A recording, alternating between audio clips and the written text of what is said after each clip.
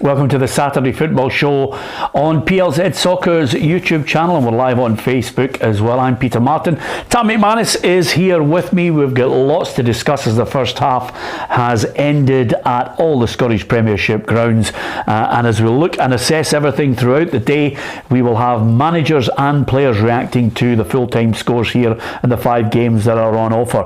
Hibs 0, Motherwell 1, Kilmarnock 2, Hearts 1, Rangers 1, Dundee United 0, St Johnstone 0, Aberdeen 1 and St Mirren 3, Livingston 0. Let's get the story of that first half at Easter Road with our reporter Kerry Pollock. Half-time here at Easter Road, and it's the visitors Motherwell that leads by a goal to 0. That came from Sean Goss's free kick just outside the 18-yard box. It hit the inside of the crossbar and into the net it went. It could be 2, maybe even 3-0 to Motherwell. Kevin Van Veen's been one-on-one with David Marshall twice now, but his efforts have both been blocked. Hibernian haven't really gotten into the groove just yet. Their best opportunity was probably from Kevin Nisbet's header, but Liam Kelly tipped it just over the bar. Big 45 coming up. Boos were surrounding the stadium as the half-time whistle went. As it stands here at Easter Road, Hibernian 0, Motherwell 1. Yeah, well, I'll tell you, if you're going to score your first goal of the season, we're hearing, as Kerry mentioned there, an absolute belter of a free kick. Yep, I suppose it was a great goal from Goss, and listen, a lot of people would have fancied Hibs today to turn Motherwell over, but you know, they've been in great form under Stuart Kettlewell. The only blip probably against Rangers. You know, and even then they scored 2 goals against Rangers, so they're in a great run of form at the minute. But Hibs have got 45 minutes to try and turn it around now. Yeah, and it's huge when you look and assess everything that's going in the table, because with Kelly up against Hearts, so that bottom of the table suddenly could be 6 points between them and Dundee United if Dundee United were to lose to Rangers. Yeah, as I say, I think it's a massive day for Kilmarnock. I think, you know, you'd look at Dundee United, Ross County, you wouldn't expect them to pick up anything at all.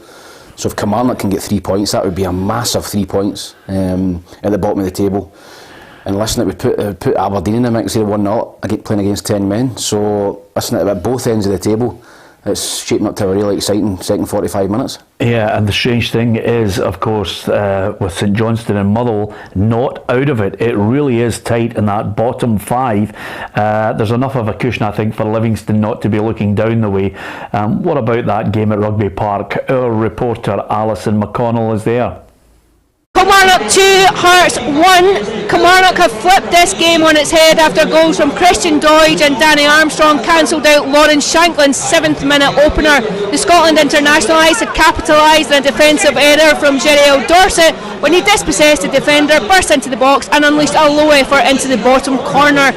Kilmarnock, however, restored parity from the spot after Kyle Vassell had been brought down by Xander Clark, and Armstrong kept his nerve to score his 10th goal of the season.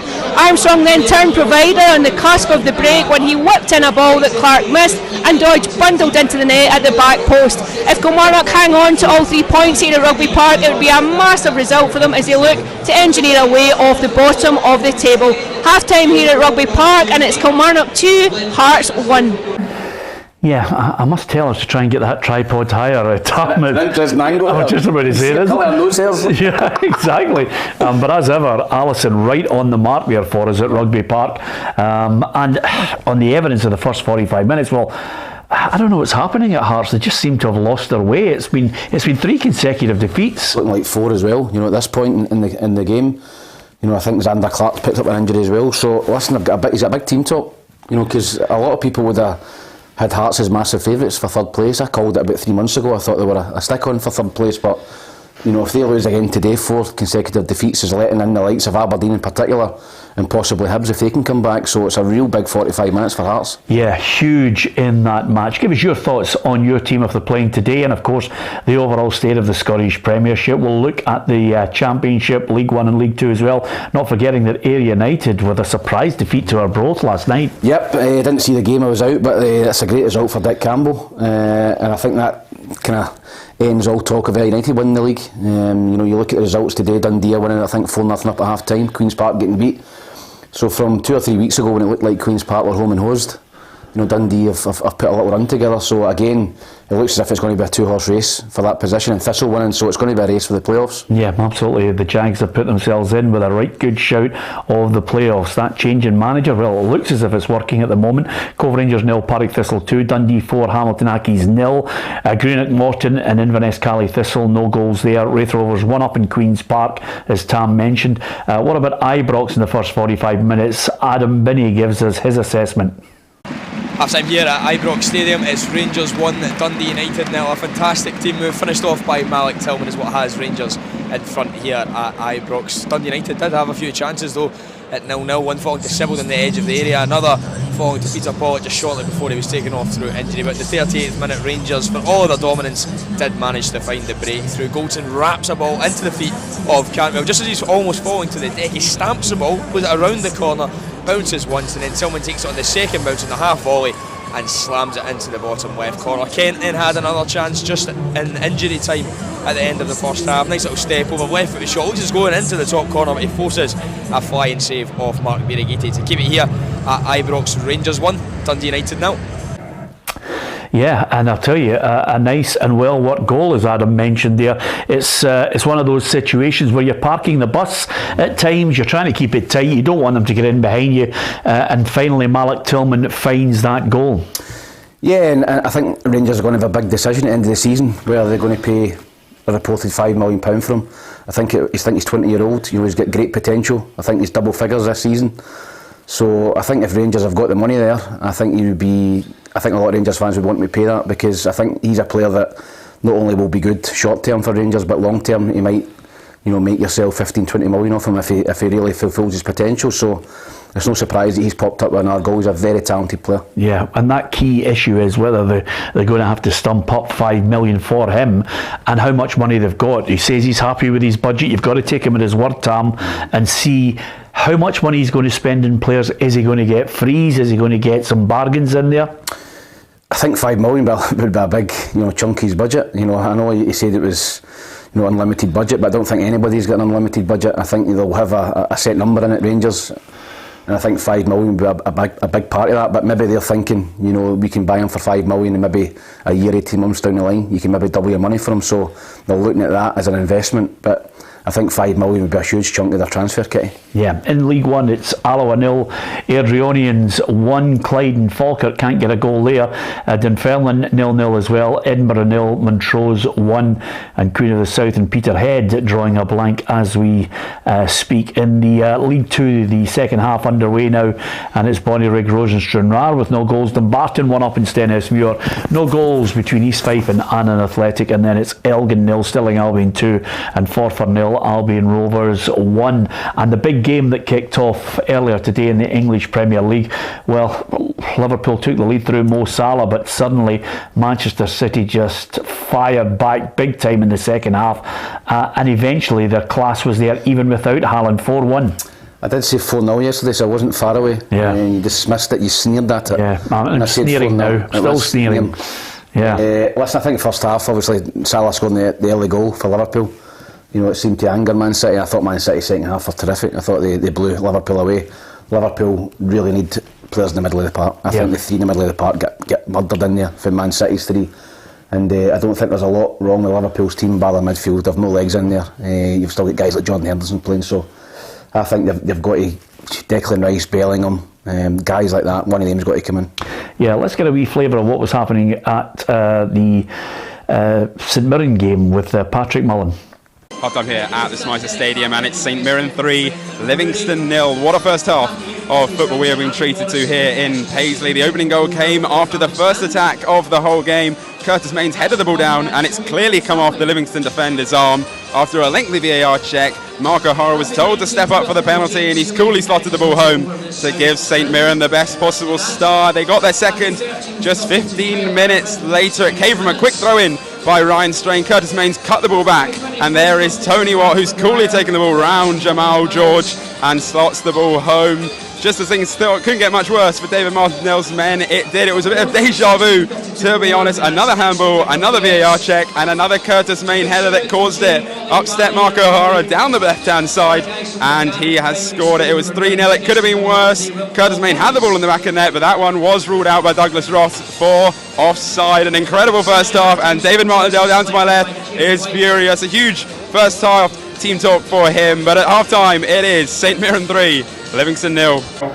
Yeah, I think with the looks of Patrick's face there, he might have money on it. But from our point of view, I think we need to get the whole team back out there for another documentary at Livingston, because it's only when we're there that they win games. It is. It's that great result obviously against Ross County, but sandwiched in between that, it's today and a couple of poor defeats. So, that's a brilliant result for St Mirren. There's no way back for Livingston in that game. So that would take St Mirren up the table. I think Stephen Robinson's done a tremendous job in there on a low budget as well. Not as low as Livingston, but if he gets St Mirren in the top 6, he's done a great job this year. Yeah, absolutely. Goals coming in right across all the divisions in the afternoon. We'll keep you right up to date with everything that happens. I can tell you Queen of the South are a goal up on Peterhead. Peyton with the goal there. So it's a good start to the second half. And I can tell you Inverness have finally broken the deadlock. It's Morton 0, Inverness Cally Thistle 1. Scott Allardyce with the goal there. Morton have been going well, but Inverness getting the all-important crucial goal there in the Championship. In fact, right now on a Saturday afternoon, we always like to throw in a wee quiz question here and there, and the competition as well. But the quiz question, I think, tinged with a little bit of sadness, just in case you're not aware. The champion boxer Ken Buchanan, one of the finest boxers this country has ever produced, sadly passed away. I thought I'd mention it because I met him on a couple of occasions. He was a wonderful man, a brilliant fighter. He'd unified that lightweight division in the early 70s, and that might give you a clue to our question, because who won the Scottish Cup the year Ken Buchanan became lightweight champion of the world? If you think you know, pop in your answer, and we'll give you the answer to that question at the end of the programme. But a wonderful man, and of course in the Boxing Hall of Fame he was actually the main headliner at Madison Square Garden on no fewer than 6 occasions, Tam, because the Americans and the New Yorkers loved him. Yeah, I think it was his style of fighting. He was an all-out brawler. He didn't cover up or defend. He was great to watch. I met him a couple of times when I was at Hibs, actually. Sad news that he passed away, but one of Scotland's best ever fighters, without doubt. Can't argue with you on that. What about the competition? It's ongoing, it's your last chance.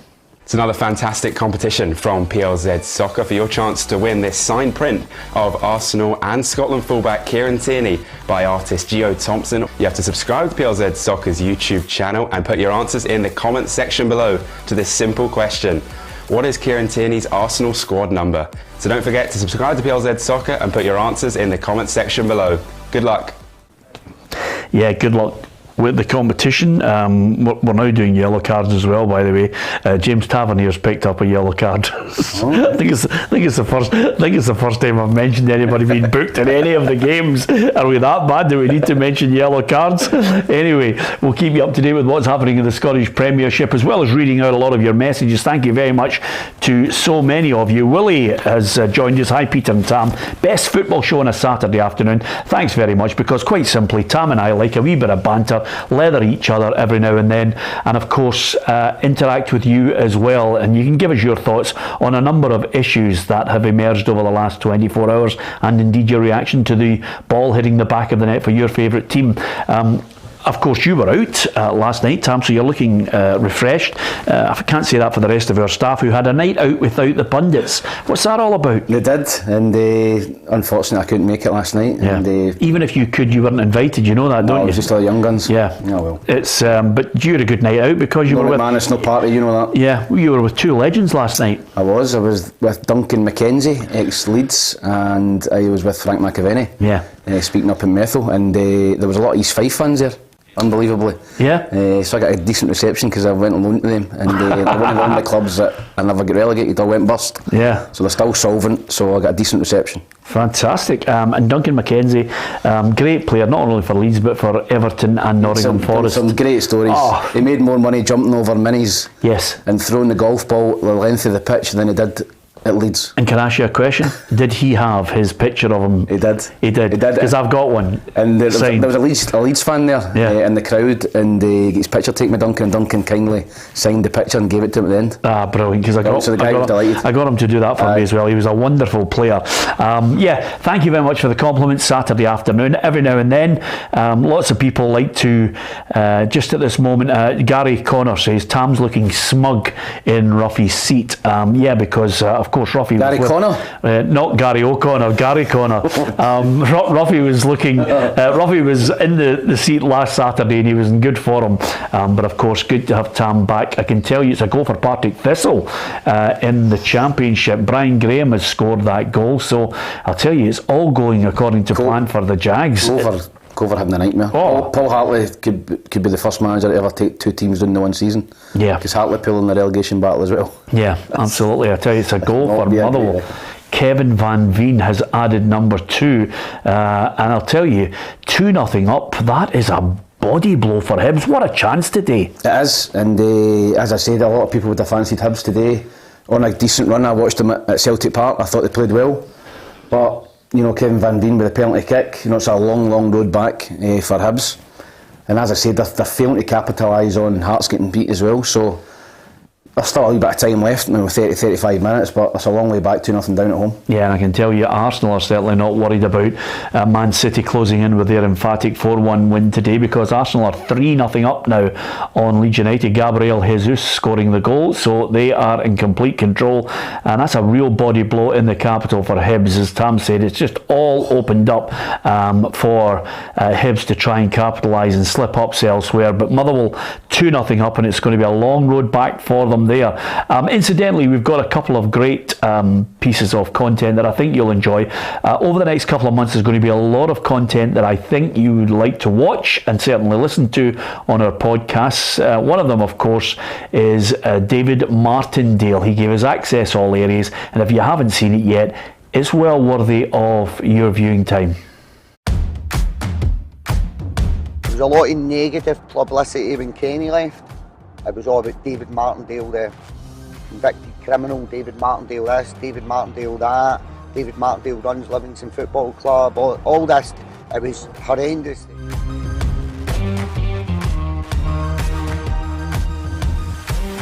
Well done, well done.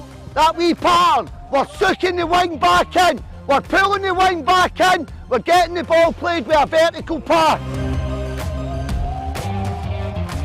I think the shelf life of a manager now, I think it's becoming idiotic, if I'm honest. I think the way football's going at some clubs, it's becoming a little bit embarrassing. You've got to have that discipline in your life. You've got to be willing to come into your work every day and work extremely hard. Every day is a day to get better. It's all the old cliches, but they're so true in football. Yeah, and that full week there, Livingston, obviously, we get a chance with the whole team to go out there and get great access from the Livingston staff, and especially David Martindale. My story, the Livingston manager David Martindale, is on PLZ Soccer's YouTube channel and well worthy of your consideration. I hope you enjoy it. I'll give you details of another bit of content we've got coming up as well, but out at the moment on our channel we've got Alex McLeish. He's talking about all things Aberdeen for the 40th anniversary. That's coming out I think a week on Wednesday, but we have actually managed to catch up with him talking all things Rangers. It's again a nice little 12 minutes of your time. He's talking about his players, some of them going on to become managers, and of course when he came in at Rangers, similar to Michael Beale, he wanted to adopt his own style quickly. And I watched some videos and I thought what they were trying to do was walk the ball into the net, the usual brilliant total Dutch football, and get to the byline, cut it back, tap in. I says, no, we've got to play faster, get the ball forward quicker. And I just used one of the things that I've emphasised about Alex Ferguson all my life was assertive tempo passing, and play with tempo, quick throw-ins, everything quick. And it was kind of just pearls of wisdom that I got for Sir Alex on my journey. Yeah. Well worth it. Good to see your old gaffer there. Yeah, Alec gave me my debut at Hibs, first appearance was down at Stranraer a couple of games to go when Hibs won the first division by a canter. Had Russell Latapy and Frank Sosie in the team in the championship. So they won the league by about 25 points, and then my first start was Hearts at Tynecastle. Big Ed gave me that as well, so I really made a name for myself under Allan McLeish. Got a lot to thank him for giving me an opportunity at Hibs. Just out of curiosity, when he became the Rangers manager, was there a wee sniff that quite a few people would be going there, he'd be taking a few of you? Yeah, I was heavily linked to Rangers at that time. Unfortunately, Alex had just gave me a 5-year contract before he left, so I think it would have taken money. Ian Murray, who he signed, I think he signed Dean on a free. So I think if I didn't have 5 years left my contract, I could possibly go into Rangers, but it's one of the things. My first game back, Alex's first game at Easter Road, when he first came back as Rangers manager, they won 3-0 and I get sent off for pushing Mike McCurry. That was that game. So I can remember that atmosphere at that game. Alex's first game back as Rangers manager, and the Hibs fans were slaughtering them. And listen, Rangers had a great team at that time. I think Caniggia scored, Barry Ferguson scored. They had a great team. They beat us 3-0, but Alex inherited some top players, but he had to cut the budget at Rangers as well, because under Dick Advocaat, played against their team as well. They were filled, the De Boer brothers, guys like Arteta on fortune. So I think Alex had to cut the wage bill a wee bit, and he done really well at Rangers. Allan McLeish, and I think he's up there. Probably him and Stephen Kenny is the two best managers that I worked under. Yeah, I think Rory McKenzie's been sent off for Kilmarnock, so he's got a red card. Malik Tillman's got his second of the day for Rangers. They're 2-0 up, cruising. What a big month it is for Rangers. Celtic, St Mirren, Aberdeen, and then Celtic again in the Cup at the end of the month. By the time we get to the end of April, I think Michael Beale will absolutely know how this season is panning out for him. Yeah, listen, all they can do is keep winning games, and they've done that. The only disappointment's been the semi-final against Celtic, where they didn't really turn up, and I think he played possibly the wrong team. I think he went with the tried and trusted, and he never played these kind of new players. Cantwell's come in and done really well, Raskin as well, so I think you'll see those two against Celtic, and all he can do is keep winning games and keeping the pressure on Celtic. I don't see Celtic slipping up. But the gap between, we've spoken about it so many times, the gap between Celtic, Rangers and the rest is massive, particularly the teams at the bottom. I'm looking at the team that he's got there at the moment. McGregor in goal, Tavernier, Golson, Ben Davis and Barisic, Lundstrom, Jack, Cantwell, Tillman, Kent and Morelos. I've emphasised, time and time again that his biggest task will be getting 4 or 5 players in who are starters. Yep, I think in the forward areas is going to be the biggest reconstruction of Rangers. I think Ryan Kent will be away. I think Morelos will be away. I think you'll see Sakala stay there. You'll see Cholak, and I think Rangers are going to go and sign 2 wide men and maybe another striker or 2. So I think you're looking for 3 or 4 upgrades in that area, because they're going to lose, as I said, 2 or 3 players in that area. But all they can do is keep winning games and keeping the pressure on Celtic, and as I said, I think everyone expected them to beat Dundee United comfortably. Yeah, what about this scoreline? Wraith Rovers 2, Queen's Park 0. I did mention to you, Tam, that I thought Dundee would catch them, and I think we're in this zone now where it's all about being used to being at the top for an automatic place, promotion. Dundee are hunting Queen's Park down. They are, and it looks as if they're going to go a point behind with a game in hand, and they play Queen's Park away in the last game of the season. So listen, Dundee will go favourites tonight, no doubt about that, with the bookies. I'd love to see my old team back up, and it could be that they pass Dundee United on the way down. And that would be, I think you'd want the 2 Dundee clubs in the Premier League. I played for Dundee in the Premier League, played in those derby games. They were brilliant. They were great atmosphere. And somehow I would like to see Dundee United staying up and maybe Dundee going up, because I think that would enhance the top division. Yeah, I agree with you. I like to see the derbies, the Edinburgh derby, the Dundee derby. You want to see the big teams in there. No disrespect, because I know some people will be critical of me on this one, but I'd rather see 12 teams in the division, all of them with grass pitches. Simple as that.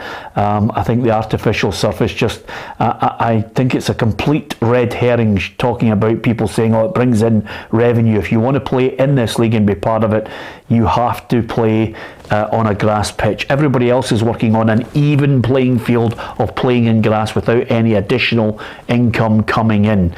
They should be working as a business within a top flight, playing on good grass. Yeah, listen, I totally agree with that. I think it's difficult, but if you're a Livingston or a Hamilton and you come up, it's going to cost you a lot of money to get rid of your AstroTurf.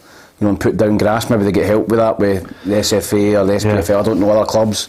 I don't know how it works out, but I totally agree. AstroTurf shouldn't be in your top division. I think I think it's embarrassing when you look at the other big leagues in the world. Well, none of them play with AstroTurf. No, it is embarrassing. Well, some of the Russian leagues do, because obviously it's freezing. But I have to tell you, Tom, listen, strange things happen, because Hibs have got one back through Kevin Nisbet. So suddenly you're in a situation where it could all twist and turn, because Kilmarnock are down to 10 men. Hearts now, with that additional man, may well get back into that game. It's amazing how one significant moment can turn your fortunes in a game. There's a fair bit to go. There's over half an hour to go in some matches with additional time added on. Yeah, there is. And Kevin Nisbet scoring against Motherwell. Last time we played against him, scored a hat-trick. At Firth Park, he loves playing against Motherwell.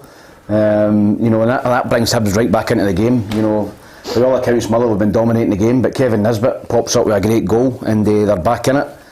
And as you said, half an hour left. There's plenty of time for Hibs to get back in it. There's plenty of times for Hearts to get back in it against 10 men. So a really exciting last half an hour in both games. Yeah, and I think a lot of people, and we're hearing it's just a great header from Nisbet into the roof of the net, so I think everybody will be happy about that. Certainly Lee Johnston will, from his position in the stand. He's obviously up there for disciplinary reasons. He is, and I think Jamie McAllister will be, take the team from the sidelines. I know Jamie well as well, so... And I think Hibs have just put another striker on to try and get back into the game. So listen, it's all to play for Hibs. And next goal, they get it with enough time left, they might go and win it. 9 goals for the season for Nisbet. Yeah, it's good. It's a decent return. I think he's had a few injury problems, unfortunately for him, but he had that little purple patch just before Christmas, just after Christmas, where he was doing really well, and he was linked to a move. He never got that move to Millwall, but I think Hibs will struggle to hold on to him in the summer. If he goes and scores another 4 or 5 between now and the summer, I think somebody bigger than Millwall might come in for him. Yeah, Nicky Twigg says, Peter, what happened to my quiz question during the week? Has PLZ fallen out with me? He's well behaved, Nicky, but the unfortunate thing about it is I've got a wad of people who offer me quiz questions every day of the week. It's absolutely mental, Tom. Tell Nicky Twigg to shut it, or else we'll snap him. Yeah, absolutely. There you are. Nicky, not one of his best ones, I have to tell you. He's had a few stinkers. But Nicky, no, eventually we will sneak in one of your questions. Don't worry about it. It's sometimes they get difficult, sometimes they're easy. Today's question, you need to have a wee bit of knowledge, I have to say. The sad passing of Ken Buchanan, one of Scotland's greatest world champions. He was the lightweight champion in the early 70s, and in the year that he won that title against Ismail Laguna, we want to know which team won the Scottish Cup. And if you know the answer, then pop it in the feed below, and then we will give you the correct answer at the end of the programme. It's well worth a guess. Looking at the Scottish Premiership at the moment, you've got Hibs 1, Motherwell 2, Kevin Nisbet with the goal getting it back. Kilmarnock 2, Hearts 1, Rory McKenzie's been sent off in that match. It's a day for Malik Tillman at Ibrox. Rangers are 2-0 up in Dundee United. St Johnstone 0, Aberdeen 1, and St Mirren 3, Livingston 0. What a scoreline that is from the Smeetsa Stadium, because Stephen Robinson's side have come out flying. I just do not know what's happened to David Martindale's Livingston. There's so many, sometimes that little chat about players coming and going, can that derail people in this final run? And I wouldn't think so. I just think they're off the boil, Peter. It happens at teams, and they were on a great run. I think people expect it now from Livingston to get good results. It's been pretty much all success under David Martindale. He's never really had a bad patch. They've never been in any trouble at the bottom of the league. So, no, I think that's another poor result, and they took a few heavy beatings, which will disappoint them. But, I think Livingston, first things first for them, they'll be looking to try and stay in the division. That'll become mathematically possible soon, and then they'll try and get in the top 6. But listen, there's no getting away from it. It's a poor result for them. Absolutely, but listen, the one saving grace on that is Hibs are still behind, so they're not too far away from them. That keeps that top 6 battle alive, Tom. Yeah, it does, and listen, there'll be a few trying to push into that, but St Mirren look as if they're going to cement their place in there at the minute. St Johnstone, I don't think they're going to get in the top 6, so I think they're going to see Celtic, Rangers, Hearts, Hibs, Aberdeen and St Mirren I think that's going to be a top 6. Tam, Rab has sent us a message, and I think it's a great idea. We might do this as a competition if you're up for it. Rab says, what about a PLZ sponsored golf round with a pundit, Peter? Get it I love done. a game of golf. Well, not only you, but Ruffy loves a game. Golf. Ruffy loves it. Golf, aye. And we could actually get it to a situation where you and Ruffy could play, and we could maybe rope in Macca to play with the pundit. Which would be fantastic, because Mac is a good friend of the show. We like Macca. I was with him last night. He was asking for everyone. Yeah, so I mean that would be great, wouldn't it? I mean, Macca playing with a pundit. Will we do that as a competition? Yes, I think you should. Rab, we're on. We'll do that as a competition. I promise you. We'll get our finger out. I'll speak to Ruffy at the start of the week, and we'll see if we can get that as a competition as well. So Macaveni's always good at getting birdies. Well, absolutely. There you are. 2 lager, and you want a chaser. There you are. He's taking you back to a bygone era. If you're under the age of 40, you're not laughing, but over that, you might think Tam's jokes are actually acceptable. Yeah. Rab, you've coaxed us into it. And Willie says, are you not a golfer, Peter? No. No. Tennis player. Tennis and... tennis, Snob. do you want to tell something? Tennis. I know it does seem like that. Snob, but you know what? Because we lived in I'll tell you this, Tam, because we lived How can you play tennis when you grew up in the council estate? Well, can I just say something to you? This is the most amazing thing about it. We lived in a council estate. There was I say 10 of us. There was 11 of us in a house, council house, 3 bedrooms, but the back garden was huge. It wasn't shared. So what we did was we used to put a net over the 2 clothes poles, and then we'd play tennis up the back, and it was absolutely fantastic. I've always been into tennis, so I've been lucky enough, amazingly. Obviously, the last 4 years have been a nightmare with the old hip, but 5 marathons, tennis, and played football. So it's been... Ruffy's your regular partner, isn't and it? Ruffy at doubles is absolutely magnificent. Aye. He's sensational. I mean, he's not even a hard hitter. He's just a lefty with a brilliant, great serve, and he also just actually knows when to drop it at the back, on the back line. He's all touch. You could watch. You could do doggies non-stop, and he's absolutely first class. But I'll tell you right now, that's a great idea for a competition. Remind me of that, Tam, will you? Yes, definitely. I'm always up for a game of golf. I'm desperate for a game now, actually. If and of course, you can invite me. Can I just say something to you, Tam? Eric McLeish, who operates the coaching in America for all the kids, is coming in on Monday to have a chat with us about coming to California. So the whole PLZ team could be heading to California.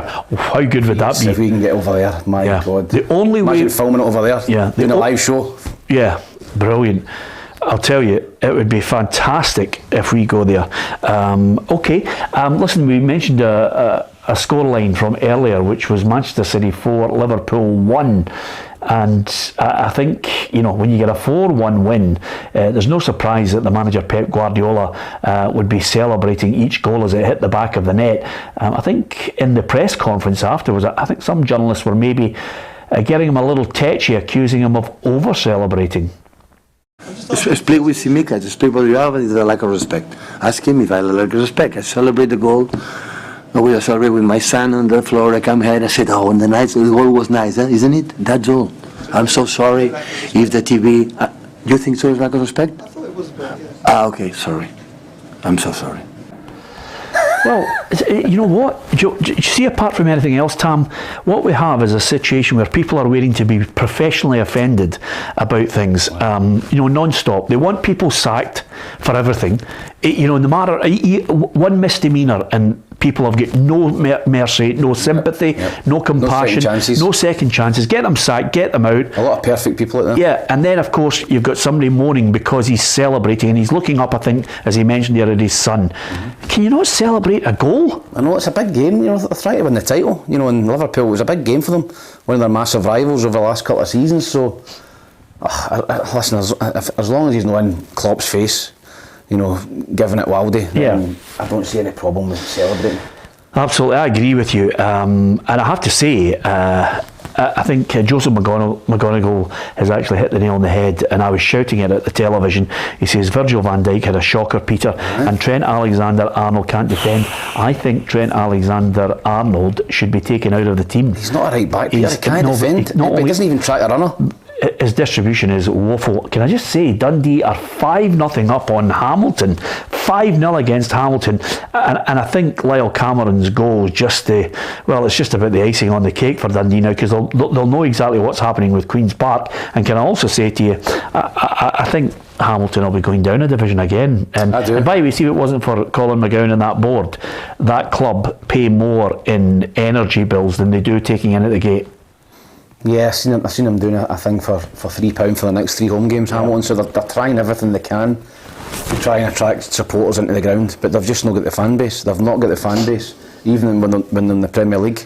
They didn't have the fan base, so I think them and Cove, I think Arbroath are safe now. I think Arbroath will do enough to stay up, and Cove and Hamilton Accies are going to be your two that's going to be down, one automatic and one, playoffs. Yeah, I wonder if they'll give Paul Hartley the chance to rebuild that team, restructure it. Ian Docherty says Grealish was brilliant. I love Jack Grealish. If I was talking about my favourite player in the English Premier League right now, it's Jack Grealish, because I love a player. He's a throwback, Peter, to the old days. It's the way. He's a dribbler. It's the way I used to like playing football. Yep. If you can square up somebody and dribble and beat them for skill, and he can do it, quick feet, magic, and of course you get calves that I think he's borrowed from a bull. I always liked him at Aston Villa. I thought he was a terrific player. He's took a wee while to get into the Man City side. I think he's took a while to adjust to the different style, that the Man City play. But Pep's playing him in all the big games now. England are playing him as well. Gareth Southgate started him in Italy, so he's now starting to, I think, get better and release the ball more, because he was maybe held on to it a little bit too much at times, but he's playing out his skin at the minute for Man City, and he couldn't be playing under a better manager. Yeah, absolutely. And of course, with people complaining about him celebrating, of course there are a number of people who have been calling for the head of Craig McPherson, the coach of the Rangers ladies team, for that headbutt incident. Craig McPherson has come out with an apology. This is what he had to say on this for his conduct. I'd like to offer a full and unreserved apology for my actions at the end of Monday's Old Firm match at Broadwood. This club is built on incredibly high standards, and I've already apologised to the board, the football staff, and our fantastic group of players who I care about dearly. Finally, I'm also very grateful to Fran Alonso for accepting my apology in full following our lengthy conversation earlier in the week. I will also apologise to the SFA at my hearing, and will of course accept in full whatever punishment they deem appropriate. I simply want to apologise today and convey my massive regret and explain how out of character this moment has been for me. So, he's made his apology. Do I think he should be sacked from that job? My answer to it, Tam, is no. He's made a mistake. He's owned up. He's going to take his punishment. He's rightly called Fran Alonso. Yep. Let's move on. I'm not condoning the action. I am just saying he will pay a penalty, and I think it's appropriate. Somehow, I think we're in a situation in society now where people want some individuals hung, drawn and quartered. Yeah. They want blood. No, listen, I do not condone what he done, but I know Hadji, that's his nickname. I know Craig well from Falkirk, and that's completely out of character, and I think anybody that's worked with him would tell you the same. I'm not condoning it. He's out of order, and he's going to get punished. He's going to have to take whatever, it was a ban or a fine, whatever, but I don't think he should lose his job over it. He's made a mistake, in the heat of the moment he's done something that he shouldn't have, and as I said, he's apologised now. And I think, he gets his fine, he does his punishment, and you draw a line under it. Yeah, absolutely. I think everyone in life deserves a second chance. In fact, I would go as far as to say, sometimes in life, some people deserve a third and a fourth. Circumstances, at times, there's lots of things that we look at in life that are far more important than football and sport. And I think every now and then we get a humility check, and we get a reality check as well on certain instances that happen in the game. We love football, and we love talking about every club on this programme. I do hope you enjoy it. I do hope you like engaging with us, and I'm not going to knock anyone who obviously has an opinion that they think totally different from myself or Tam. That's great. That's the joy of it all. We might not agree, but at least we can have an opinion without, people absolutely battering each other with abuse. Now, Ali has sent us a brilliant message on our feed on our YouTube channel. He says, Peter and Tam are in for a shock if they go to California. We live in a different world now. You'll think you're on the set of a new Purge movie. Well, I have to say, yeah, people's attitudes may have changed, but I have to say I was in California in the summer, and it was absolutely fantastic. The best holiday I've ever had. Yeah, well, I was lucky. Obviously, you know, I played in America. What? Yeah, Did you? I did. No, I did. That's I've never incredible. mentioned it, but Hold on a I sec. did play there. Bingo, 4 in the corner. There you are. Fantastic. No, and firstly with Colorado Rapids, we went and played the LA Galaxy, David Beckham's team, and there was a team called Chivas, who are not there any longer. They played in LA as well, so I got to spend a long time in LA. And then when I went to Rochester Rhinos, we played the Los Angeles Blues, who had Alan Russell, the England coach, playing with them, who was also a part-time model in LA. And because it was New York to LA, which is basically east to west, we played them back to back. So we played them on the Friday night, and then we stayed to the following Saturday in LA and played them again on the following Saturday. So we had a full week in LA to experience LA. We went to Hollywood and all that stuff, Santa Monica. But a week I'll never forget, and we won both games 1-0. So I absolutely love LA, California. It's a tremendous state. It's got a nice climate as well. It's never too warm. It's got a nice breeze, and it's a great place to live. Yeah, absolutely. I'll read out some of the people who I think it's only fair. We've got to get a balance on the show, and we've got to get people who think the opposite of what we think, Tam. And I don't bear anybody any ill on this one. JG says absolute disgrace, Peter. 10-match ban and a 2-week fine, says Kevin. And also Paul says, I think people in management should lead by example. I think it's a sacking offence in any work environment, Peter, which is fine. I mean, I think a lot of people, Keithy says it was a coward's attack. And again, I think the other thing about it, which I would emphasise to everyone, everybody's got an opinion on it. Some people, I think, are now moving on to selective hearing. We're not condoning the violence. We're basically saying he's bang out of order. We're talking about, punishment and crime here. He will get, a fine, could get a ban for a long period of time. Even Mitrovic, who pushed the referee, he could be facing 10-match ban as well. I think when you get to a situation, and JG says, in fact, I'm away, I'm unsubscribing. Fine, that's your right, on you go. I told you earlier I pushed Mike McCurry in a game, and get a straight red and get banned for 4 games. So should I have been sacked for that? I think Duncan Ferguson's headbutt, Eric Cantona, John McStay, Eric Cantona, they're a wee bit worse. Absolutely. Listen, it depends on whether you have a heavy. Sometimes there could be, and I'm only suggesting this as an option, sometimes, when it gets as passionate as Celtic and Rangers, then it sometimes can be a mountain out of a molehill, or it can get blown up to a situation. I give you Neil Lennon and Ali McCoist. All of a sudden there's a government law coming into place, a summit, an investigation, an inquiry, you name it. Football fans at times, you can go over the top. And listen, we've read out his statement, we've offered our opinion, we've read out some other people's opinions as well. That's the joy of this programme. We'll give you an opinion, we like to interact with you, and we always mention to people, we'll read out your opinion. As long as you're not abusive towards any individual, then, it's all fair game for us. We've taken a battering before, Tam. I've taken it from more than a few occasions. That's just the nature of the game sometimes. No, everybody's got their own opinion. Particularly it's a touchy subject. A lot of people would want to see him banned and lose his job. A lot of people maybe give him a second chance. That's just life. But in my opinion, he's made a mistake. He's owned up to it. He's apologised, and he's got to take whatever punishment he gets, and then you just go on with it. I don't think he should lose his job, but other people might think he should, and that's fair enough. Yeah, absolutely. Okay, the other thing, I'll tell you one thing which is in a positive sense. What a great week to be a Scotland fan. There's 2 things I want to say to you. One slightly negative. Here's a bad bit of news for you. It's a goal for Motherwell, Kevin Van Veen. So I would suggest to you the game's a bogey, 3-1. Yep, poor result for Hibs. Really, really poor result, particularly with Hearts getting beat. Great opportunity for Hibs to go and get 3 points. Motherwell flying, under Stuart Kettlewell. A penny for Stephen Hamilton at the minute, because they have improved leaps and bounds under Stuart Kettlewell. Another massive result away to Hibs, and they are in no danger of getting relegated. And Tam Cowan will be a happy man tonight as well with that result. Yeah, absolutely fantastic from Kevin Van Veen, because he's had, and I have to say to you, by the way, it's a free kick. he's had to endure quite a bit, Tom. You know, he looked a bit, I don't know, at times he looked a bit like a log in the early part of his career, but suddenly he's really started to come into his own, scored a lot of goals for Motherwell. I think he might get a nomination for Player of the Year. Well, he might if he scores 20 goals for Motherwell. Yeah. You know, he's on course to do that.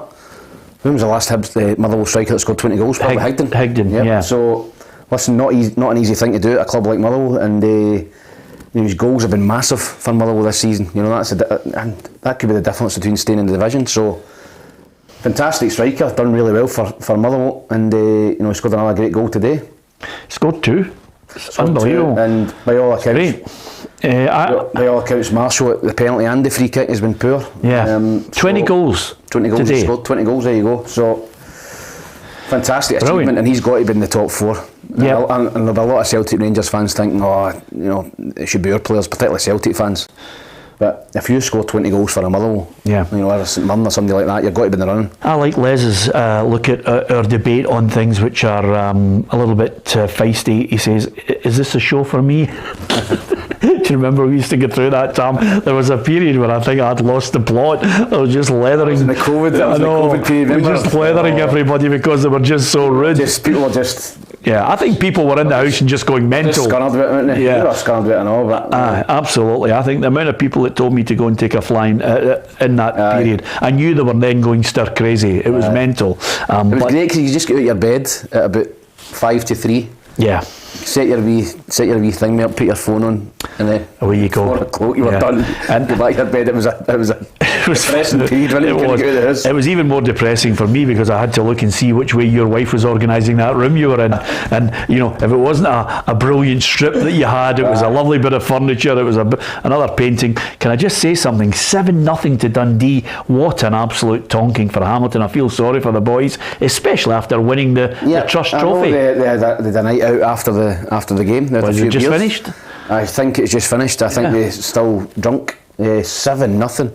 Wow. You know, and that is not only the result, but their goal difference. You know, it could come down to that, Peter, at the end of the season. I think they're maybe a point ahead of Cove at the minute, or a point behind Cove, and it could come down to goal difference, but that's an absolute doom. Can I just say something to you? When you have a manager who's come in and he's trying to prove a point to everybody, Barry Robson, okay, it was an OG that Aberdeen got, but Considine, the former Aberdeen player, has been sent off for St Johnstone, but he's getting the results that other managers couldn't get.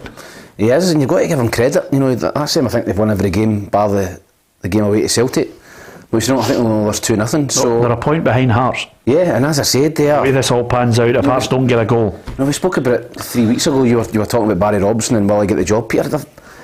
He's got to get the job. He's got to, if they finish third or fourth, he's got to get the job. The Aberdeen fans will be screaming for him to get the job. So. Yeah.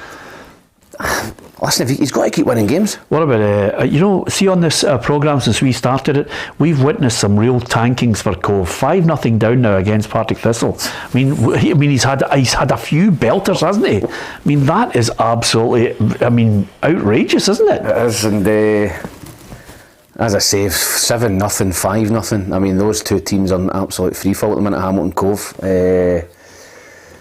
And Cove Rangers, when you look at how well they've done under Paul Hartley, you know, and they've got a few quid up there, but absolute free fall. Grim. A big result in the English Premier League today. It was, of course, Manchester City defeating Liverpool at the Etihad by 4-1. In fact, it was just depressing at times because the Manchester City fans, who have only got 2 songs, one of them is City, City, City, which doesn't really have any good verse or indeed chorus, and the other one is Blue Moon. I've never met a support like them, by the way. They can't think up songs. You know, you get the occasional Oasis one at the end, but they can hand out tankings. They can hand out tankings. Yeah. And do you know what made it worse? They were going ole ole at the end when City are just. It was grim. Absolutely, but I'll tell you, destroyed Liverpool. If you think it's grim for me, have a look at Jurgen Klopp. Again today we concede 2 quick goals, and again I say then it's super difficult here, if not nearly impossible, to come back from a 2-goal deficit. But it is we can make it a bit more difficult for them if you stick to the things you did in your good moments, and that was not there anymore. And that's why then the difference was so massive. Wow. So nice to be part of the team and the crowd starts, which is past, it's not nice, but it still happens from time to time. Yeah, yeah, which is German for ole, but it is absolutely grim, isn't it, when that happens? There's nothing worse, and usually at that time, a frustrated defender just goes and smashes somebody. That used to be the case, but it doesn't really happen now. But Man City are flying. That same scored 7, 6 and 4 in the last 3 games. Yeah, and I have to tell you, I'm looking at some of the tankings. Wraith gave Cove an absolute doing 6-1, you remember that? Yep. And of course, when you go back, Ayr gave them a 5-0. Queen's Park hit them for 6. Inverness hit them for 6. I mean, the only time Cove have actually really put on a performance was in the Scottish Cup. They beat Dunnipace 7-0. But other than that, in the last few months, all they've been doing is taking an absolute tanking. They shouldn't have sacked Jim McIntyre. They was actually doing okay under him. You know, and they've went backwards under Paul Hartley. Paul Hartley's supposed to come in and give them a lift and get them going, but their results are worse under him than they were under Jim McIntyre. Absolutely. Anything City can do, so can Arsenal. 4-1 up on Leeds United. Bournemouth 2-1 up in Fulham. Brighton, I think it's 3-3 in that one. There could be a VAR check, but Brighton were 3-2 behind to Brentford. It's Crystal Palace 1, Leicester 1, Nottingham Forest 1, Wolverhampton 1, and Chelsea take on Aston Villa at 5:30. And let's not forget also in some of the Sunday games, big games, because David Moyes has got a big job in his hands. He's at home to Southampton. Got to win that match. I think David Moyes knows what's at stake. Well, I think our results in Europe have been really, really good. I think we've gone 10 unbeaten, and I think that's kept us going a little bit. It's kept a lot more belief. We're certainly not acting behind the scenes as if we're a team who are in the wrong part of the league, because I see the players around the club in good mood, good spirits. So partly that's to do with how positive our results in Europe have been. Yeah, I think he's emphasising that to try and take the heat off the league performances. Yeah, he is. I think the be-all and end-all for clubs like West Ham is staying in the Premiership. I think they're the favourites to win the Conference League, but you know, I think the fans would want them to see win a European trophy. But in terms of the chairman and the money men at West Ham, they've got to stay in the Premier League, because if they go down out of that league, as we know, it's very difficult to get back up. So if Southampton go and turn them over tomorrow, I think you'd maybe see David out the door, but yeah. I would fancy West Ham to beat them. It's early days, because if they win, they could overtake Leeds United. It's very tight down there. There's only 3 or 4 points separating 7 or 8 clubs. I don't think that board will suffer from knee-jerk reactions on this one, but I think it's a big call for David. I hope he wins the match. Listen, elsewhere in the Scottish Premiership today, it's been a good away win for Aberdeen. It's closing in on that one, hitting the 90th minute. I can tell you there's 7 additional minutes to be added on at Rugby Park, where Killie are holding on 2-1 against Hearts with 10 men. Mackenzie was sent off. Good save for Motherwell. What an away win that is. 3-1 at Easter Road against Hibs. Rangers, Malik Tillman, a double. First one, a really nice goal from Tillman. Second one just seals all 3 points. And again, despite the fact it was an OG, Aberdeen are going to get 3 points from that match unless St Johnstone can somehow come up with something. They're down to 10 men. Considine sent off. What a result at home. St Mirren 3, Livingston 0, after the high of defeating Ross County last week when the whole PLZ team were out there at Livingston to inspire the players and manager. Now it's back to losing ways. 3-0 against St Mirren, and St Mirren had a goal chalked off after a long VAR check. Yeah, they did, and St Mirren have been very good at home this season. You know, I think you've got to be a good team to beat Celtic, and they beat Celtic 2-0 at home. You know, a lot of people say Celtic rested players, which is fair enough, but St Mirren showed that day that they're a very strong team at home. So, no, massive result. You know, St Mirren look as if they're going to finish in the top 6 this season. They've just missed out on it in recent years. So, fair play to Stephen Robertson. He's built a good team there, and a hard-working team. They've got a wee bit of quality up front as well. Yeah, thanks to everyone who's subscribed to our YouTube channel. We really do appreciate that. Hit the bell and you'll get the notifications of when we're on with our live content as well. We really appreciate your support on our YouTube channel, right across our social media. Huge reaction, engagement, and of course followers and views as well. We're so delighted that we're getting bigger and better. Lots more to come in the new season ahead, Tam. I'm really excited about that as well. And of course we did Champions League last season. You know, it could be a humdinger of a season next season with all the because everybody's got to make signings. Even PLZ Soccer's got to look and shuffle the pack. Yep, you have, as long as there's no strikers coming in. No, as I said, we're hoping Celtic and Rangers get into the Champions League group stages. Well, you might hope that. I hope Hearts and Aberdeen and Hibs get into the group stages. I'd love to go and see Hibs or something like that. It'd be fantastic. Hearts and get a freebie probably off your pal Anne. Yeah. But no, for me, it'd be great to go and see Hibs. Sandwich after Mrs. Budge. Yeah, absolutely. Well, good women, good club, run like a family, good morals. It's as simple as that. Also, I can tell you, it has been a good week though. It's great to be a Scotland fan. Great for that win over Spain. When I saw Rodri today, I was booing at the telly. Robertson to be nibble at me early. Yeah, it was great. It was great, honestly. And you'd think you'd been poleaxed, wouldn't you? Aye. No, listen, fantastic result. And Frank McAvenny was talking about it last night. We were talking to him about the Spain game and different things, and he says that result in that team will be remembered for a long time, because it doesn't happen very often. Yeah. People remember Dalglish scoring the goal against Spain the last time we beat them. Yep. It was 1984 or whatever it was. So it's been a long time since then. Gary Caldwell scoring the winner against France, at Hampden. These big results against big nations always stick in the mind of the Scotland fans. Absolutely, it was brilliant. The only downside is I think a lot of Scottish fans can't get the commemorative 150th anniversary shirt for loving their money anywhere. It's getting sold out. They're selling it for double on eBay. Well, I'll tell you even better than that. It's I think a lot of people, I don't like people who try and sell it for double. That's poor. But the good thing about the Chinese is they've managed to master a complete replica for a tenner. And I think a lot of people are buying that. Not that we're fans of China, but I'm just saying to you, there are fakes out there for a tenner. Do you know what I mean, Tom? Yeah. You get some down the barras. Absolutely, it's one of those situations where some people can't afford it, and you get outside some of the great grounds in Europe, you always get the fakes on the stalls, and the police don't seem to mind. No, they don't. No, they don't. Exactly. Unreal Madrid. Yeah, absolutely. You buy a Messi shirt spelled PMEZZSSI. Who cares? At the end of the day, there's somebody making a buck out there, but when they double the price and everything of the originals, not nice.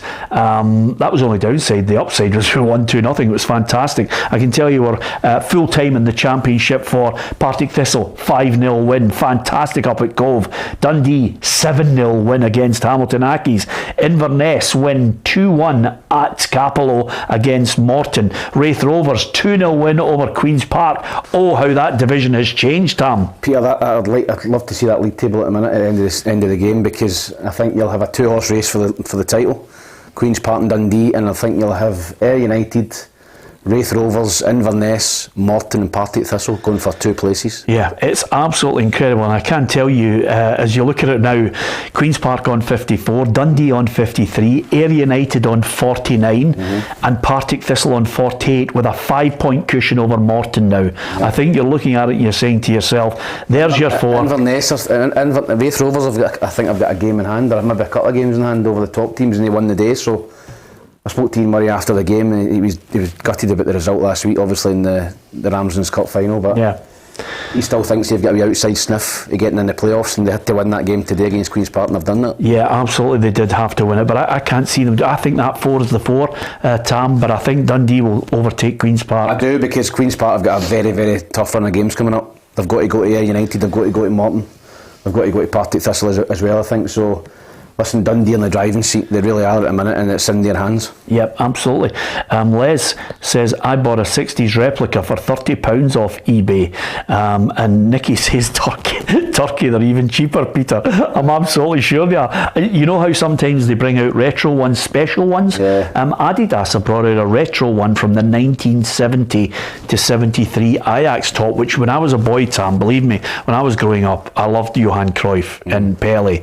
And a lot of people have said to you could get it at Greaves in Glasgow in the 70s, but sometimes we couldn't afford the bus fare, but they brought out a replica one. It's 80 quid. It's 80 quid for it's a cracker with a huge badge in the middle. You going to get it? Not at 80 quid, man. I mean, that's just mental. Okay, I'll get it. You've got that in the ashtray down the side of the couch here.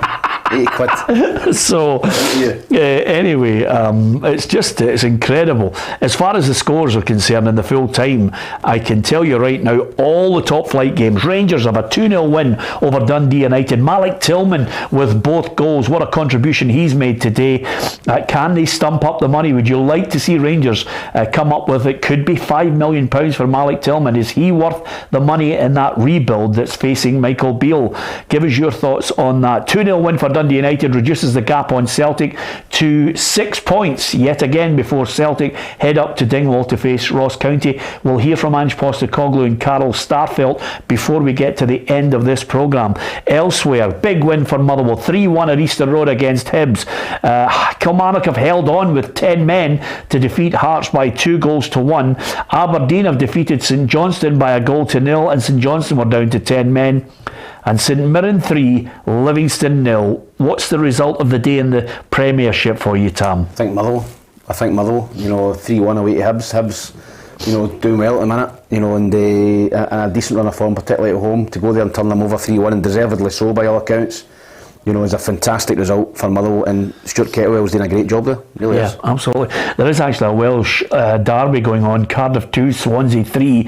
Nothing better than scoring in a derby in the last seconds. It's not your overall traditional derby, but it's a derby among Welsh clubs. It is. It's not like an Edinburgh derby or a Dundee derby, which I've scored in both. Oh, thank you for that.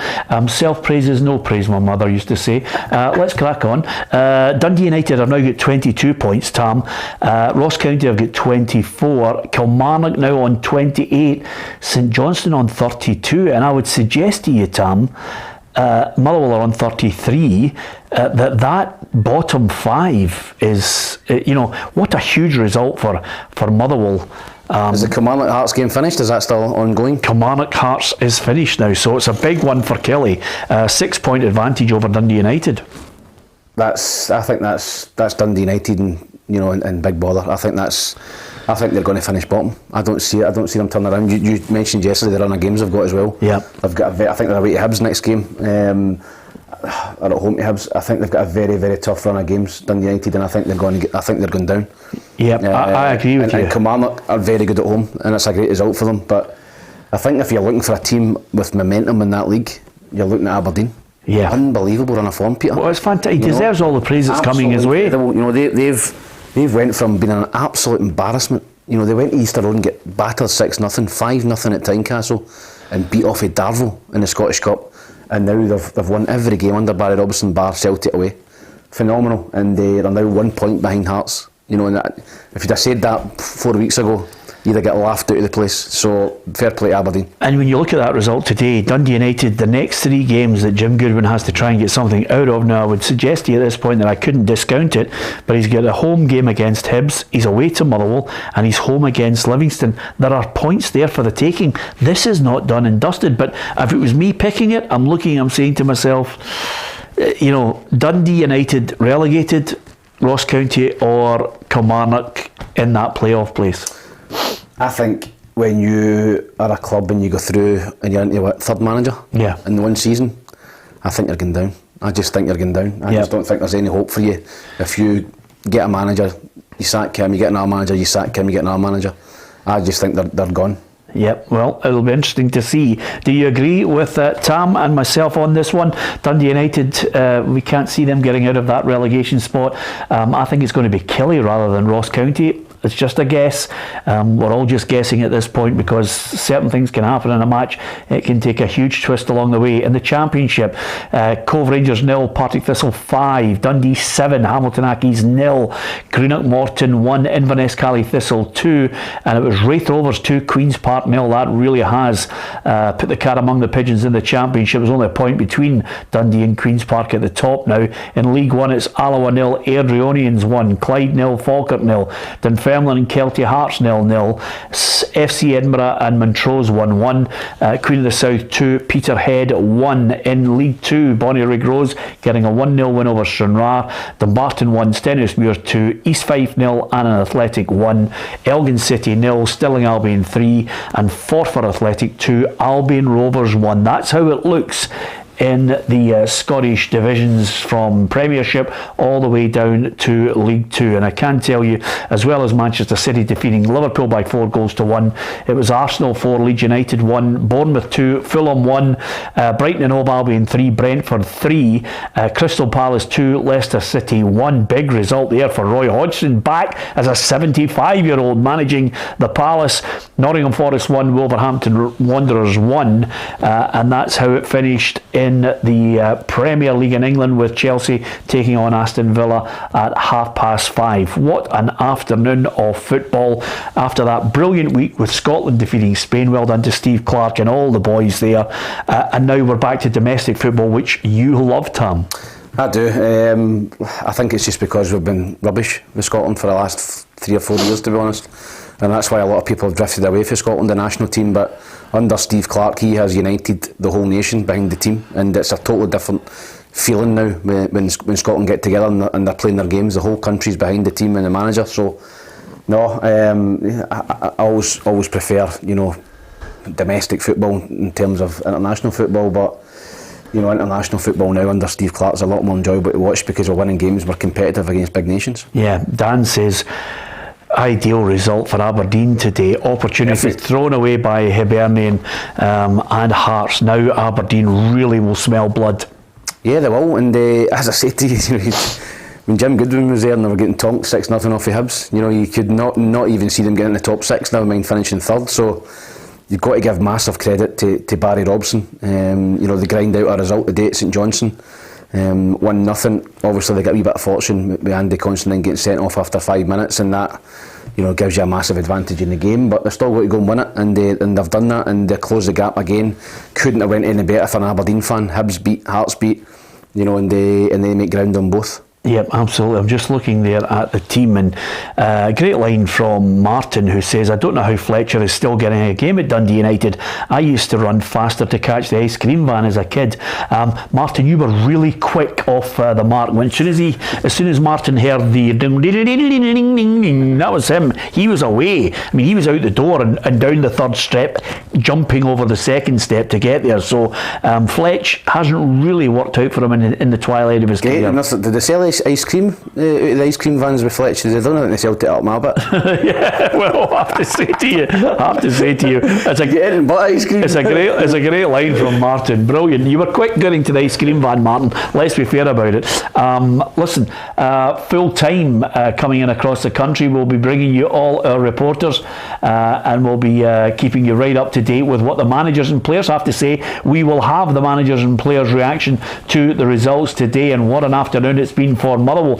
Big win there at Easter Road. And as far as the bottom end is concerned, Kelly with 10 men held on, no less, against Hearts, and they had 10 men. What about Ibrox? What about the performance of Malik Tillman? Adam Binney is our man. Full time here at Ibrox Stadium. Rangers 2, Dundee United 0, and a result and performance inspired by the magnificent Malik Tillman. A double from him, who was playing more of an advanced position today as part of a front two alongside Alfredo Morelos. He got his opening goal after the 38th minute. A lovely little team move, goals and firing it into Cantwell. Cantwell flicks the ball around the corner. Tillman allows it to drop before hitting it on the half volley just to slide it into that bottom left corner. Second goal came on the other side of half time, just 10 minutes after the break, when he made it 2-0 again. Received it after a heavy touch from Ken inside area. Two defenders in front of him. Tillman shifts one way and then the other before spotting a gap between the legs of Ryan Edwards. He lasers the ball under the legs of Edwards and under the arms of Mark Birighitti to give Rangers a second. They pushed for a third, but it didn't come. Plenty of chances, but it just wasn't to be. He couldn't find his hat to get it finished here at Ibrox. Rangers 2, Dundee United 0. Good win for Rangers. We'll hear from Michael Beale on that one. Dundee United, how does Jim Goodwin try and inspire and pick that United side up? But Malik Tillman is the man of the moment. The Rangers fans will be going home. They'll all be talking about it. Can they get the money? Is he worth the money? Can they push the boat out? Yep, they will be, and Adam seemed fairly over the moon there with that result as well. Seemed pretty happy with Rangers' performance. Malik Tillman, yes. No, listen, I think that they'll be desperate for him to sign full time. I think when you're scoring goals and you're scored the winner, basically scores 2 goals in the game, you'll be wanting to sign him full time. £5 million, I think it's going to be a big chunk out of the Rangers budget. But as I said to you earlier, 20 years of age, plenty of upside, plenty of potential. He showed that in flashes this season. He's a very talented player. And 5 million could look like a snip this time next year. Yeah, quite a few surprise results in the Scottish Premier League. I wonder what you think is the big one of the day. Tam thinks it's Motherwell's scoreline at Easter Road against Hibs.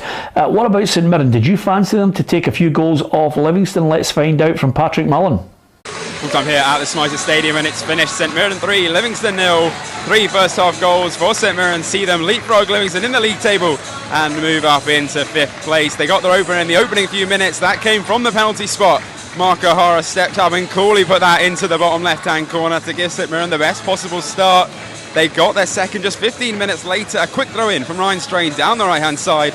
Gets Curtis Main on the byline. He cuts it back to Tony Watt, who coolly takes the ball round Shamal George and taps the ball into the back of the net. They got their third and final of the day in the 40th minute. Another penalty, another handball. Up step Mark O'Hara to finish this one off. Livingston improved in the second half. They got better defensively and neither side could break down each other, but they just couldn't fight back. A disappointing day for Livingston that sees them slip down the table, but at full time in Paisley it is St Mirren 3, Livingston 0.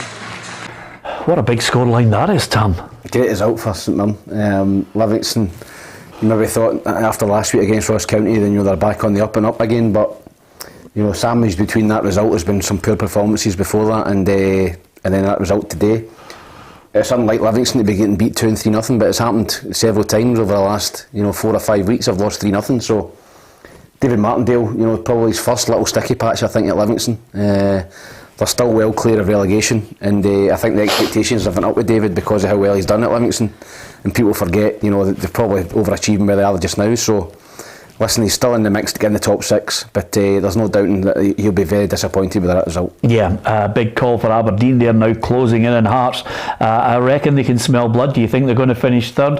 Well, they're within a point of third place now after that win today, albeit it was an own goal, but they got the perfect start as far as an advantage is concerned, because their former player, Andrew Considine, was sent off after 6 minutes, and then Angus MacDonald's toe poke deflected into the net by the goalkeeper Remy Matthews. Aberdeen had the goal. They were more than happy with that, and they held on despite going down to 10 men themselves when Graham Shinney was sent off late on in the match. But it's 3 points, and it's a big 3 points for the Dons, and Barry Robson all the way to the end of the season. If he gets third, I think he'll have a strong case for saying, okay, here's the money, take it forward, you're the Aberdeen manager for the next 1, 2, 3 years.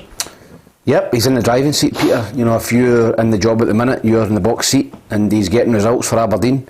The fans are starting to get behind him, and this season they've started dreadful. They spent a lot of money in the summer, Peter. They signed guys for 400 or 500 grand. Miovski, Ramdani, guys in the middle of the park, Duke. They've got some talented players, so they've underachieved under Jim Goodwin, but now you've got a manager in there who's getting the best out of them. They're hard to beat, hard to break down. They've got that wee bit of quality at the other end, so no, I think if Aberdeen finish third or fourth, which looks very much on now, I don't see why you can't give them the job. Yeah, if you think Patrick Mullen is excited when he's in Paisley, wait till you hear Alison at Kilmarnock. Kilmarnock 2, Hearts 1, 10-man Kilmarnock claimed a massive 3 points as they came from behind to take the win against Hearts. Rory McKenzie was dismissed for a second vicable offence just before the hour mark as Kilmarnock led through goals from Christian Doidge and Danny Armstrong, which had cancelled out Lauren Shanklin's 7th minute opener. The win moves them 6 points clear of Dundee United and 4 ahead of Ross County, who host Celtic in Dingwall tomorrow. For Hearts, this was a third straight league defeat for Robbie Nielsen's side and seriously undermines their fight to hang on to that third place finish, with Aberdeen now just a point behind. Goalkeeper Xander Clark had an afternoon to forget. He was culpable at both of Kilmarnock's goals and didn't reappear for the second half, but there were few in Mirren who could claim pass marks here at Rugby Park. A massive win for Derek McInnes's side. It's Kilmarnock 2, Hearts 1. If we're going to California, Ali's going to have to tell her husband she's going as well, because she is very excitable there. Well, not only excitable, but professional. Giving is exactly what's happening. Fantastic. And she's moved the camera angle as well. Yeah, absolutely. Which is in the nose view up her beak. Yeah. No, brilliant, Ali.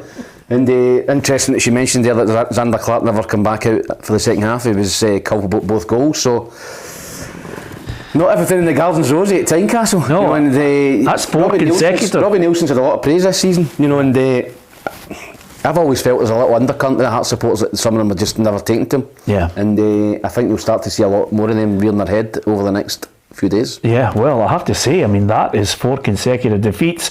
So it's an interesting one. What about elsewhere in the Scottish Premiership? Because that certainly was a result and a half down there with Kilmarnock, even with 10 men. Elsewhere, Aberdeen closing the gap to a point on Hearts with their win over St Johnstone. And we mentioned there Hibs against Motherwell. Big call today. Who was going to get the points there? Hibs had the chance to really have a push for third themselves, maybe catch Aberdeen and Hearts, but it wasn't to be, as Kerry Pollock explains. Full time here at Easter Road, and it's Motherwell who take all 3 points after a 3-1 victory over Hibs here this afternoon. It all started with Sean Goss's free kick outside the 18-yard box, hits off the crossbar and into the back of the net it goes. In the second half, Motherwell then doubled their lead through Van Veen from the penalty spot, but then Hibs did manage to pull one back through Kevin Nisbet. A great cross from Chris Cadden on the right hand side, and the striker was able to head it past Liam Kelly to give the Hibs fans something to shout about. But then a couple of moments later, at the other end of the park, a fantastic, stunning free kick from Kevin Van Veen, his second goal of the day, straight past David Marshall into the bottom corner, sending the Motherwell fans wild here this afternoon. A massive 3 points for Stuart Kettlewell's side. Finishes here at Easter Road. Hibernian 1, Motherwell 3. What a big call that is, and I'll tell you right now. Well, we're going to Hibs game again. Yeah, Stuart Kettlewell, absolutely delighted with that. Still one game to go. Tomorrow it's Ross County against Celtic. I like Stuart McDonald's thoughts on this. He says, are you still heading up to Inverness tonight, Peter? If I was heading up there with a crew of maybe 4 or 5, then yes, I would head up tonight, Tam, because then you could head into Johnny Fox's and a few other nightclubs and make a right good go. You could have 2 drinks and go to bed like you done in Liverpool. Oh, you absolute lightweight. Yeah. I was ready for a good session. I'm sorry for not. There's a pint of you having, and you'd a pina colada as well. Yeah. Which I'm going to mention to the viewers as well. Which See, to be honest with you, Sam, the problem is it's just a pint of beer and you'd a pina colada. Yeah, it's upbringing. It's as simple as that. It's as simple as that. But no, I think I'm going to get up early tomorrow, Tam, and just head up there. Yeah, I'm doing Ross County Celtic, so I think it's a 6:30 job in the morning. Get up there and head off. Driving up, yeah, on my own. So. We better be on the bus for Caffin. No, I'll maybe get the I'll maybe get the witness protection. Now you've said that. I'll maybe get the old 1980s tunes on, a wee bit of Simple Minds, the greatest hits, and away we go. That's all you need, because it's average speed cameras all the way up. A couple of good stories about him. Jim Kerr last night. His pals were, weren't he? Yeah, Jim absolutely. Kerr at his concerts and. Aye, Simple Minds. I've never been to a concert before. You know that? Well, I've been to. I want to go and see Simple Minds. So the next time they're playing in Glasgow, please get me a ticket. I'll give you the money. Well, do you know how easy it is? Get me one for nothing. Do you know how easy it is for me to get it? I mean, I know Jim and Charlie well. The other thing about it is I've only seen them 17 times. I need to go and see them. That's the only band I'd want to go and see, honestly. Well worth it, to be perfectly honest with you. Keep me posted. I will, and then we'll go and see Simple Minds. But of course, the Scottish Premiership this afternoon has been absolutely magnificent. Tomorrow it is Ross County against Celtic, and Ange Postecoglou and Carl Starfelt have been talking about it. I think Carl Starfelt certainly knows that Ross County are fighting for their lives, but he doesn't want to get involved in what could be one of those physical matches.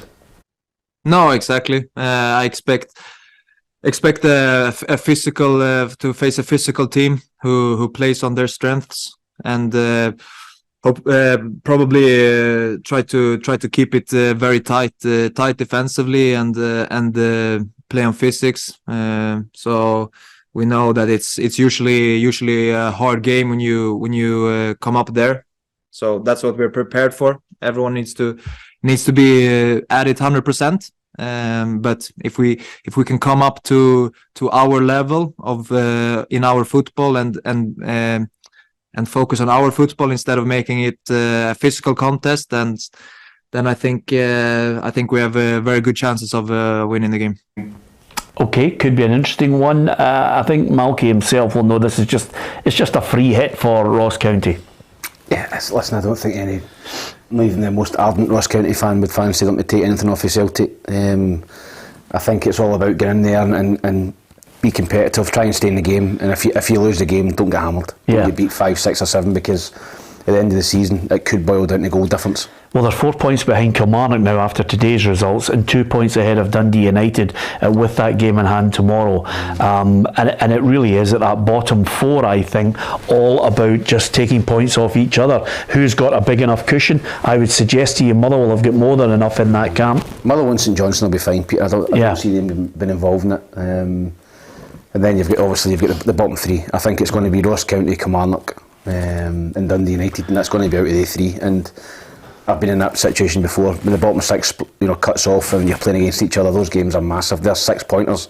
You cannot afford to get beaten those games, and that's where it's going to be won and lost, and teams are going to get relegated. And I said yesterday, if Dundee United are 5, 6, 7 points adrift by the time the split comes, they're gone. They've got to stay within 2 to 3 points a win. Yeah, well, I think if you're on the SPFL board, you're looking at the Scottish Premiership and thinking, yep, 12 teams. Some people would like more in that division. Some people would like a lot more Scots playing in the division.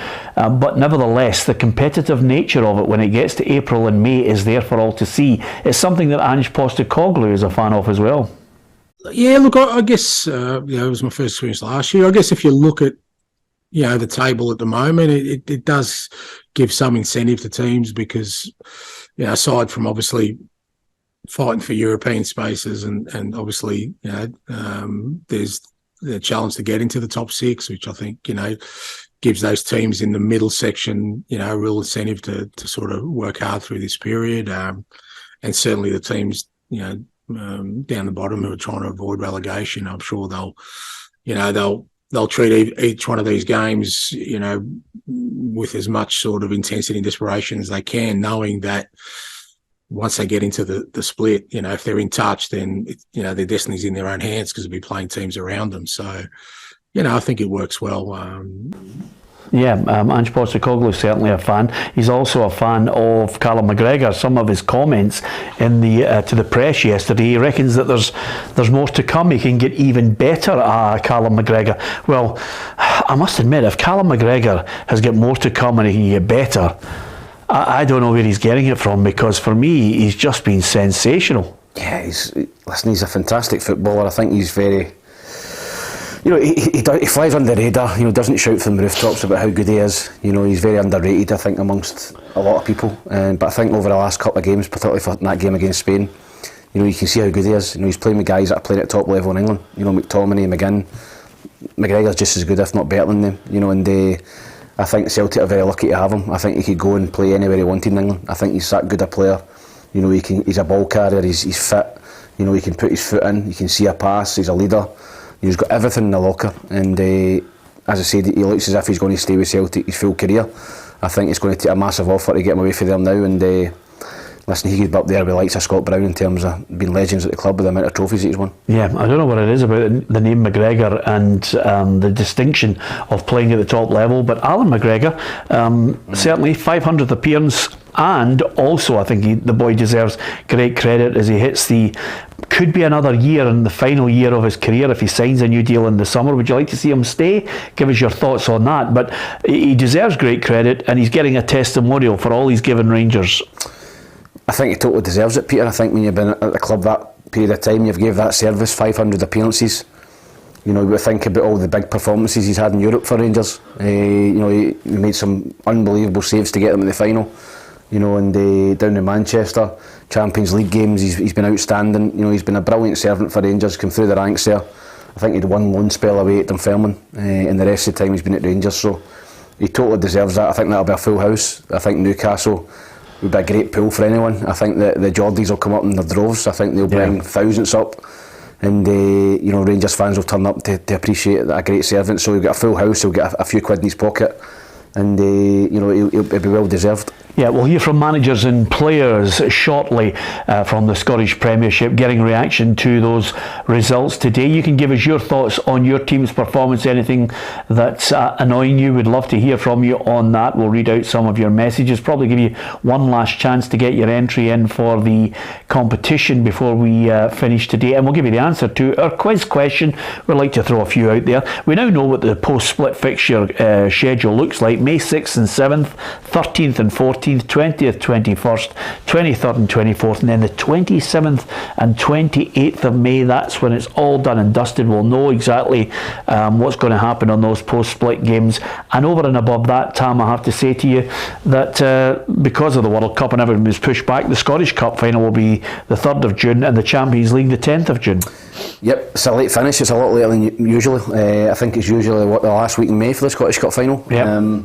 It's obviously pushed back because of the World Cup, but no, it's going to be an exciting end to the season. The sun should be shining. It usually always is in the Scottish Cup day at Hampden. You know, it's always a nice day, and hopefully it's a nice day in June. And we're going to have, you know, a small club in there. You know, I think a lot of people wanted a Celtic Rangers final, but for fans of Falkirk and Inverness, you know, it's going to be a massive day for one of them because they're going to be in the final. Massive underdogs, obviously, against Celtic Rangers, but no, I think there's a lot to play for, a lot to look forward to, and I think the introduction of the split and the playoffs has been a very welcome addition to Scottish football. Yeah, Willie says McLaughlin needs to go. McGregor can stay for another year if he wants, but a number one for the future needs to come in.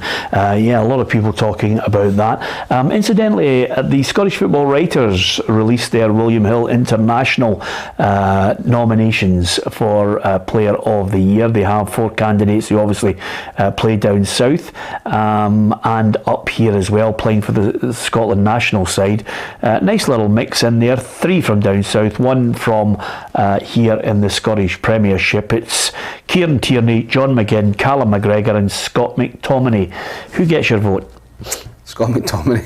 Yeah. I just think because of the 2 goals against Spain. Yeah. I think that when you look at, listen, John McGinn's been great this year, for obviously the last calendar year for Scotland. Callum McGregor's played every game, but Scott McTominay, you know, he scored 2 goals against Cyprus, but the 2 goals against Spain will never be forgotten. That performance, that result, first time I've beaten them in nearly 40 years. So I think McTominay will get that. Yeah, it's William Smith has got a great question. He says, Peter and Tam, when was the last time Celtic and Rangers lost a league game in the same week? It's been a while, by the way, isn't it? It's such a good question, William. I genuinely, I can remember actually a couple, maybe 2 or 3 years back, there was one instance where they lost a game in the same week, but it's not often. I think it doesn't look as if it's going to happen. No, it's usually one of those ones that comes every 10 years. You know, you get that anomaly where both of them have had a bad result and it just happens to hit that same day or that same weekend. But it's a great question, William. I hope you can actually go and source it for us, William, while we're sitting here waiting on the answer. So as far as the nominees are concerned, I think I was swaying towards Callum McGregor because I think he's a magnificent player. He's been absolutely brilliant for Steve Clarke. But because of what Ruffy was saying yesterday, I think John McGinn scoring all those goals for a midfielder, you know, getting those goals for Scotland and his contribution, and of course to be able to play football with such a big back end is fantastic. I think he deserves it. I think. And obviously, I've seen a lot of John at Hibs, and he was a standout. He was kind enough to give me and 3 of my pals tickets for Aston Villa. We went down and seen him, and when you meet him close up, you can't believe the size of him. He's a big boy, John McGinn, and you know, he's been a tremendous player down there as well for Aston Villa. So no, I don't think anyone would be disappointed if he got it, but I just think for the 2 goals against Spain, you know, I think McTominay's got to be the top of the pecking order. What do you think of Mick Jay's comments here? He says, I tried to move out Helander, McLaughlin, Wright, Morelos, Kent, Davis and Arfield. Give McGregor 1 year, give Jack 2 years, and I wouldn't be fussed if Barisic and Kamara wanted to go. I don't think he'll be too far wide of the mark.